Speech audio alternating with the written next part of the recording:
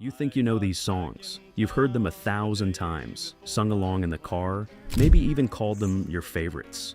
But what if the version you love wasn't the original?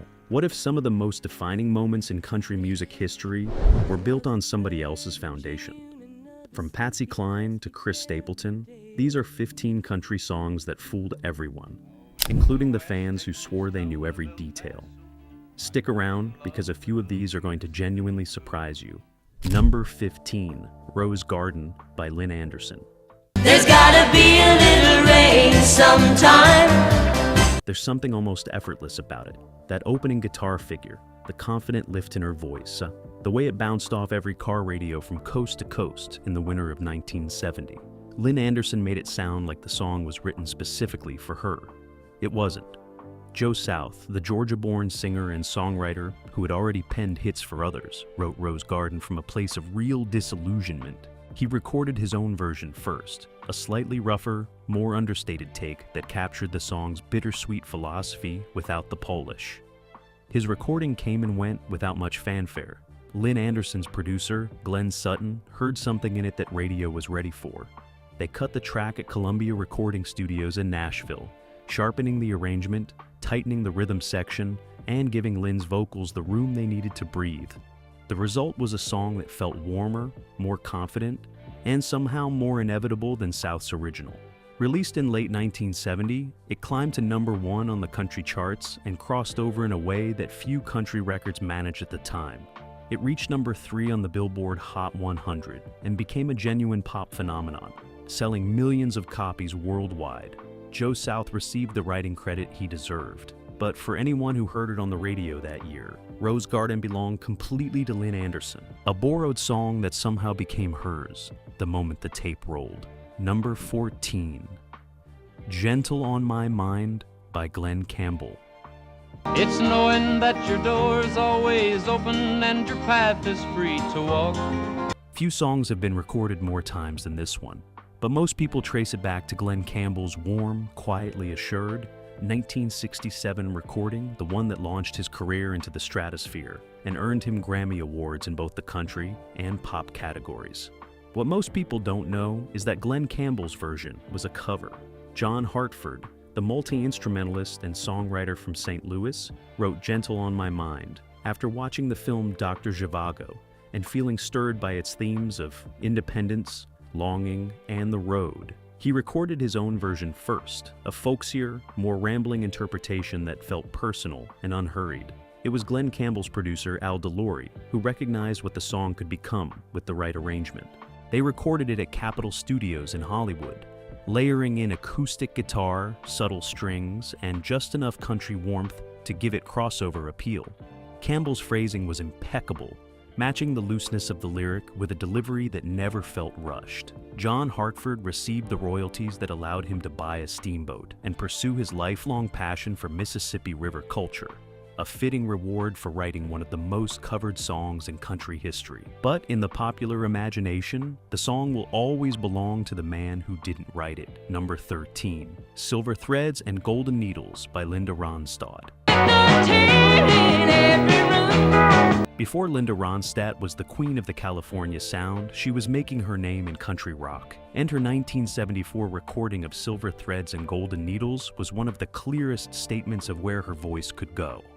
The song itself had been around for nearly 2 decades by then. Wanda Jackson put her own stamp on it in the mid-50s, giving it the sharp, no-nonsense energy that defined her style. But it was the Springfields, a British folk pop trio featuring Dusty Springfield, who introduced the song to a wider international audience in 1962. Their version was bright and melodic, a transatlantic curiosity that crossed genres without fully belonging to any of them. Ronstadt heard the song and knew immediately what she wanted to do with it. Recorded during the sessions for her Heart Like a Wheel album at Sound Factory in Los Angeles, her version leaned harder into the emotion of the lyric, letting her voice carry the resentment and dignity that the song demands. The production, handled by Peter Asher, gave it a clarity and warmth that felt modern without losing the song's roots. It became one of the standout tracks on an album that announced Ronstadt as a force to be reckoned with. The song had found its third life and its most powerful interpreter yet. Number 12, Before the Next Teardrop Falls by Freddie Fender. If he brings you happiness. The year was 1975, and the song was everywhere. Freddie Fender's voice, that raw blend of Tex-Mex soul and country heartbreak, gave Before the Next Teardrop Falls a weight that stopped people mid-conversation when it came over the radio. It reached number 1 on both the country and pop charts. It felt completely and totally his. The kind of record that sounds like it couldn't have come from anywhere else, like it was built specifically for that voice and that moment and nowhere else in time. But the song had been sitting around since the late 1960s, passed over and forgotten, waiting for something nobody could quite name yet. Vivian Keith and Ben Peters wrote it together, 2 Nashville professionals who knew their craft and believed in what they had put on the page. A singer named Dwayne D. released the first commercial recording back in 1967. It was a solid, honest country record with the right instincts and a clean performance. It got some regional airplay, earned a little attention in the right circles, and then quietly disappeared, the way so many good songs did in that era. No second wind, no second chance. Just silence. Nobody came close to doing anything significant with it for years after that. The song sat there, fully formed and fully ignored, collecting dust while the music world moved on without it. Then producer Huey Moe entered the picture. Moe had a reputation for hearing what a song needed before anyone else in the room could articulate it. And what this song needed, he decided, was Freddie Fender. They booked time at a small studio in Texas and got to work, keeping the arrangement deliberately lean and emotionally direct.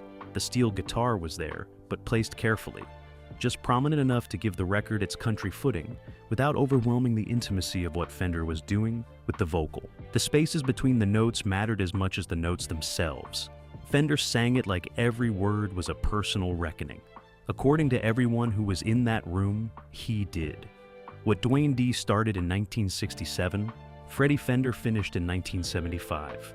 A song that had spent nearly a decade searching for the right voice finally stopped searching. And when it landed, it didn't just climb the charts. It became the kind of record people never quite forget, no matter how many years pass.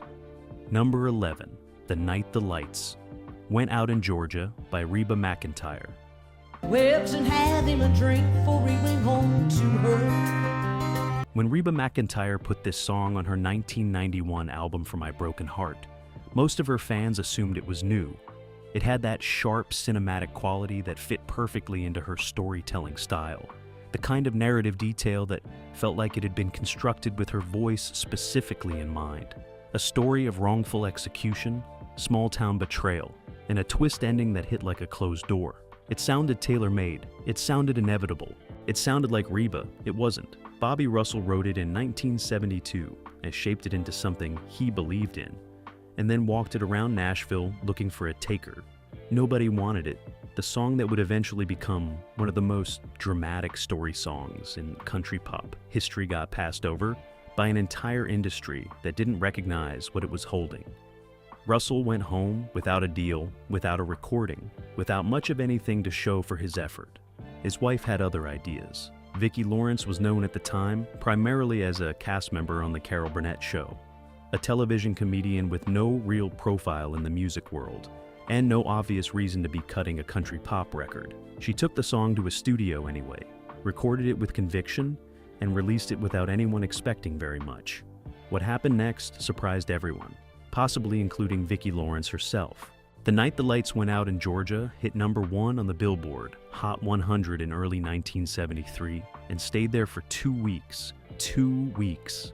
A television comedian had walked into Nashville's blind spot, picked up a song nobody else wanted, and delivered one of the year's biggest crossover hits. It was one of the unlikeliest chart runs of the entire decade, and it earned every bit of the attention it received. Nearly 20 years passed. Then Reba McEntire arrived. Her version, built with the glossy, full-throated Nashville production she had spent years perfecting with producer Tony Brown, gave the song an entirely different kind of weight. Where Lawrence's recording had surprise on its side, Reba brought authority. Her vocal turned the narration into something almost operatic, pressing the drama forward with the confidence of a singer who understood exactly where the story was going and exactly how hard to make the ending land. 2 artists, Two eras separated by 2 decades. One song that found a way to be brilliant twice, in completely different hands, for completely different reasons. Number 10. Mamas Don't Let Your Babies Grow Up to Be Cowboys by Waylon Jennings and Willie Nelson. Cowboys ain't easy to love and they're harder to hold. It won the Grammy for Best Country Performance by a Duo or Group in 1979. It became one of the defining anthems of the outlaw country movement, a song that captured everything that movement stood for in 3.5 minutes of dust, defiance, and worn-down wisdom. And when people think of Waylon Jennings and Willie Nelson together, when they picture those two voices sharing the same microphone and the same stubborn refusal to play by Nashville's rules, this is almost always the first song that comes to mind. It was also a cover, not a well-known one. Not the kind people bring up at dinner, just a fact that sits quietly behind one of country music's most iconic recordings, waiting for someone to mention it. Ed Bruce wrote it with his wife, Patsy Bruce, the two of them working together the way songwriting partners do, when they trust each other completely. Ed Bruce was no outsider. He had been around Nashville long enough to build a serious list of credits, a deep and weathered voice that suited the honky-tonk tradition, and a reputation as a craftsman who took the work seriously. He recorded the song himself and released it on RCA in 1975. The original was a mid-tempo country record with genuine charm and a lyric that cut straight to the bone, the kind of song that made people nod slowly when they heard it for the first time. It charted respectably. Country radio gave it some room, people noticed, but it didn't become a legend, not yet, not in his hands. 3 years passed. Then Waylon Jennings heard it and picked up the phone and called Willie Nelson, which is how some of the best things in country music history have started. They booked time at Glacier Sound Studios in Nashville and cut the track together. And what came out the other side was something Ed Bruce's version had never quite been able to reach. The combined weight of those two voices, the space in the production, the attitude that ran underneath every single note, transformed the song from a solid country record into something that felt like a statement. Outlaw country had found its anthem, and the anthem had found its singers. Ed Bruce received everything a songwriter is owed: his royalties, his credit, his place in the story. Years later, he went back and recorded a new version of the song himself, reclaiming it in the only way a writer really can. It didn't matter. By then the song belonged to Waylon and Willie in the way that only happens once, the way that makes every other version feel like a rehearsal. You hear those opening chords today, and there is only one place your mind goes. Every single time. Number 9, Blue Eyes, Crying in the Rain by Willie Nelson. Twilight, lo, I see her. Thank you very much. Willie Nelson has a gift for making other people's songs sound like confessions.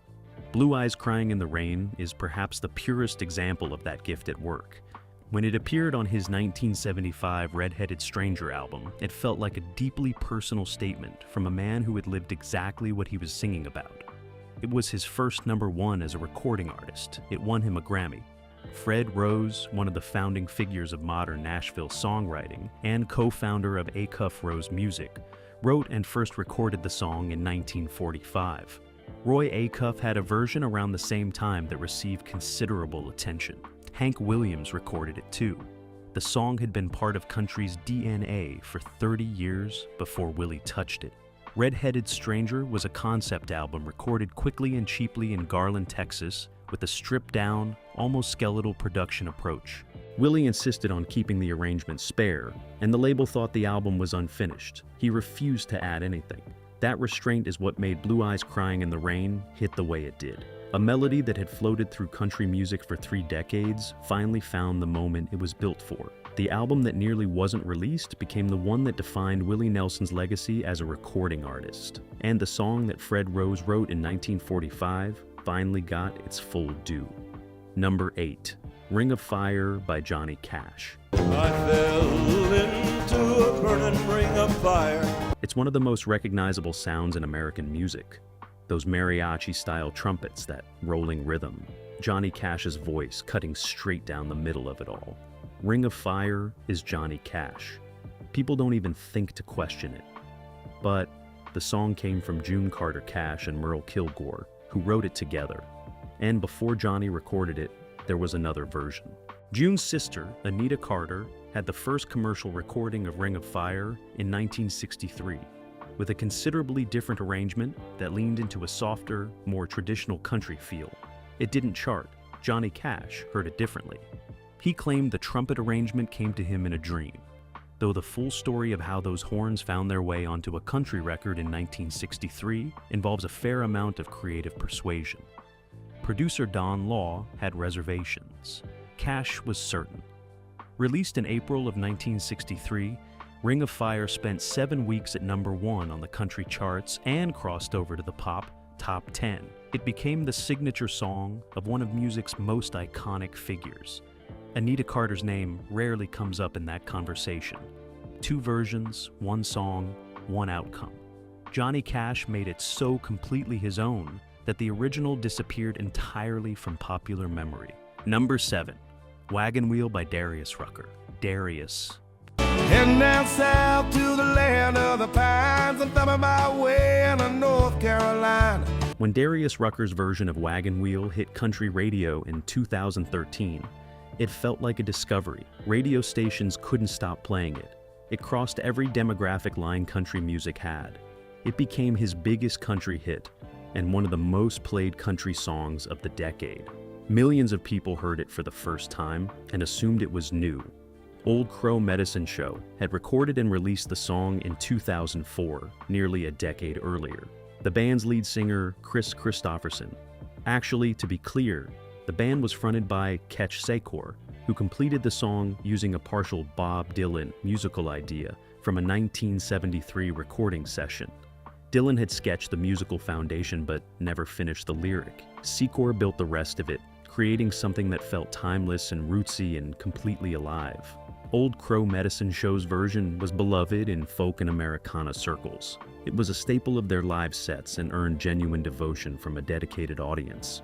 But it hadn't broken through to mainstream country. Darius Rucker heard it and wanted to record it. He cut the track in Nashville with producer Frank Rogers, giving it a slightly fuller production that fit the sound of contemporary country radio without losing the song's wandering soul. When he performed it at country music festivals, crowds sang along before the chorus even arrived. Most of them had no idea where the song came from. The people who did know smiled a little wider. One of folk music's quiet gems had found the audience it was always capable of reaching. Number 6, The Gambler by Kenny Rogers. On a train bound for nowhere.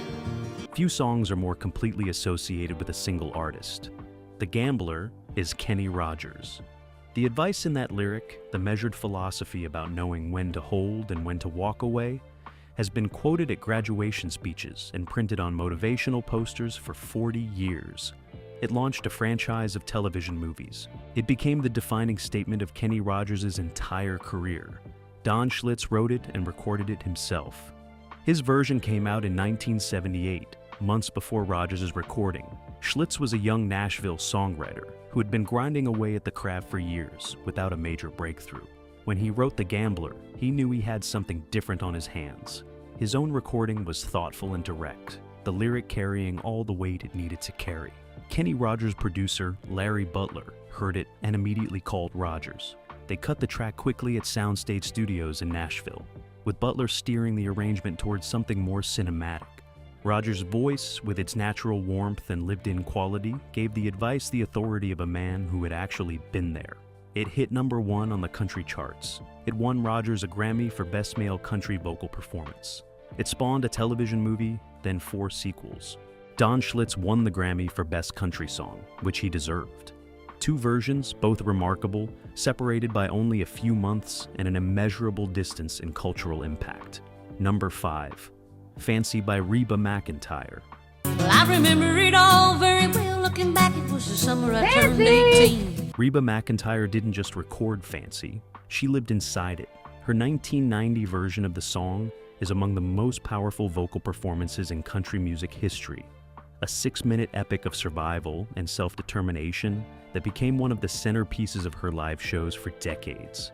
Ask any Reba fan and they'll tell you it's one of her songs, completely and without question hers. Bobby Gentry, the artist who gave the world ode to Billy Joe, wrote Fancy and recorded it first in 1969. Gentry was one of the most original voices in country pop, a songwriter with a cinematic instinct and a gift for narrative ambiguity.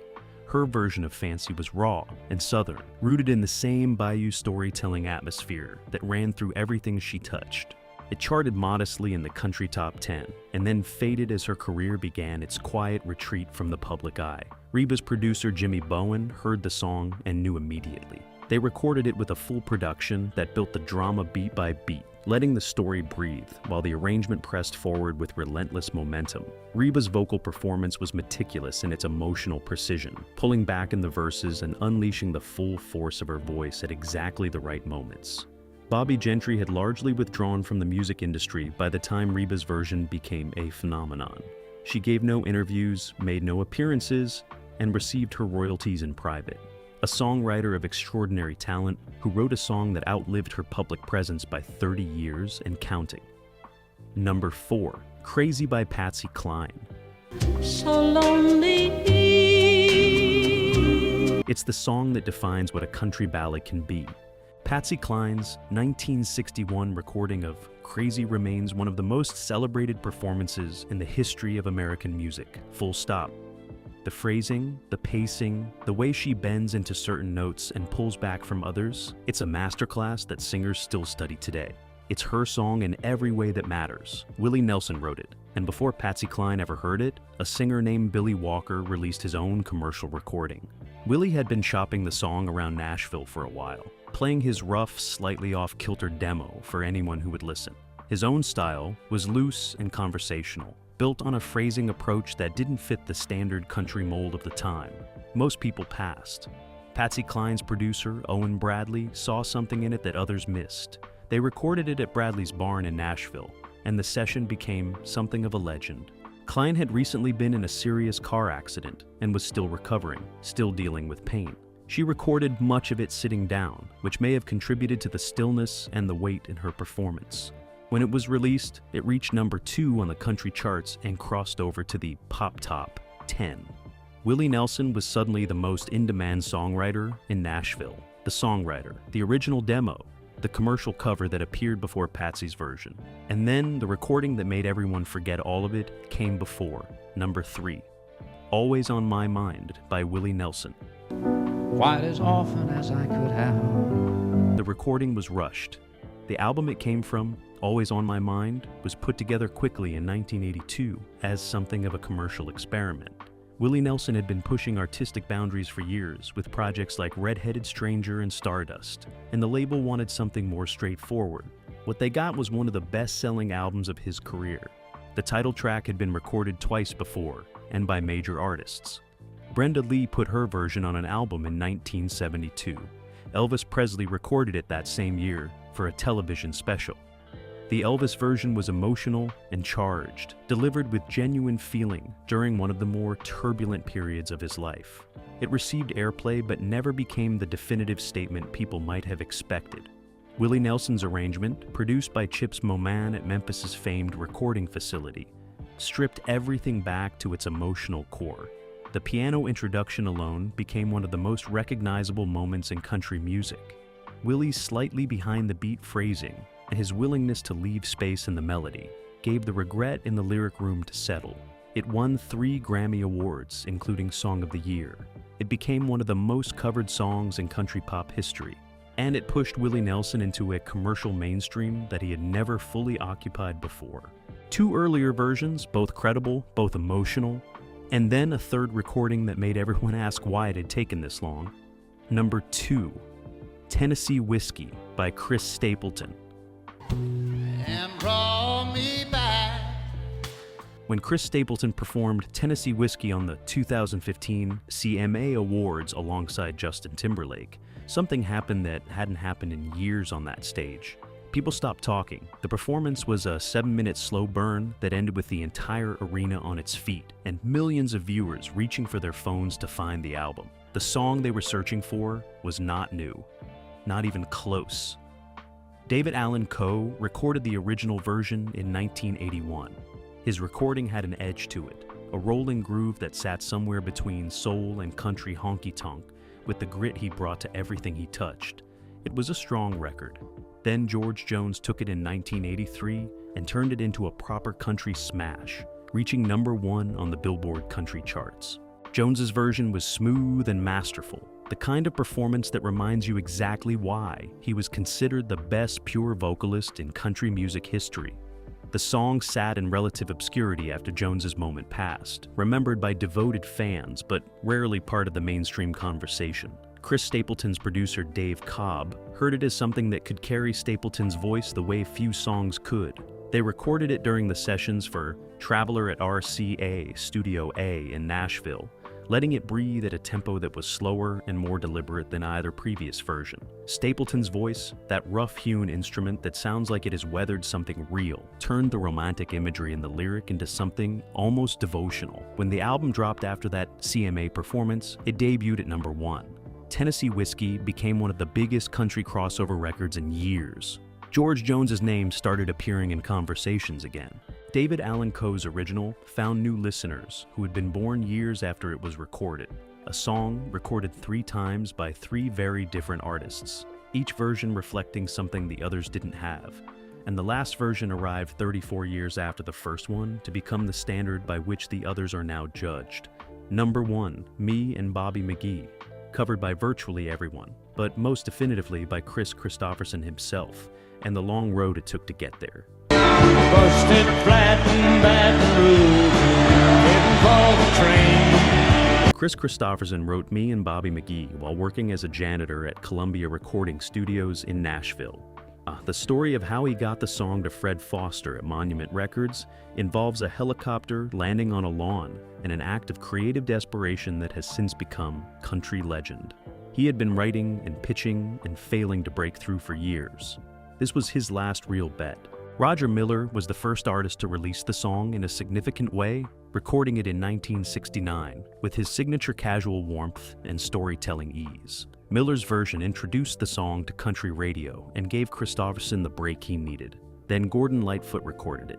Then Chris Christopherson recorded it himself for his debut album.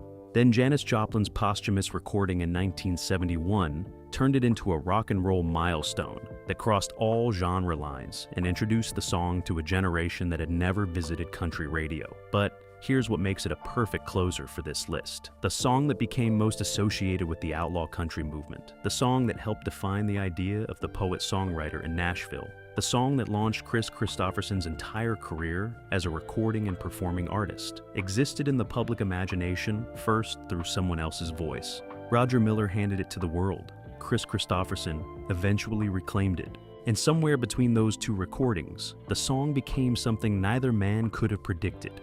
Country music is full of stories like that.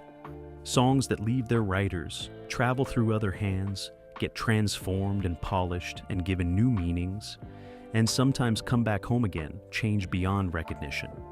The cover version, in country music especially, isn't a lesser thing. It's often how a song finds its full life. These 15 songs prove something that country music has always known, even if it doesn't always say it out loud. A great song doesn't belong to the person who wrote it, or even the person who recorded it first. It belongs to whoever makes it true. And sometimes the version that makes it true arrives years, even decades, after the first take was laid down. Which one surprised you most? Was there a song on this list that you've loved for years and never knew had a different origin? Let us know in the comments. We'd love to hear your story. And if you want to keep going down this rabbit hole, check out our next video on 10 country artists whose biggest hits were actually written for someone else entirely. More surprises, more forgotten names, and one story that will completely change the way you hear a song you've known your whole life.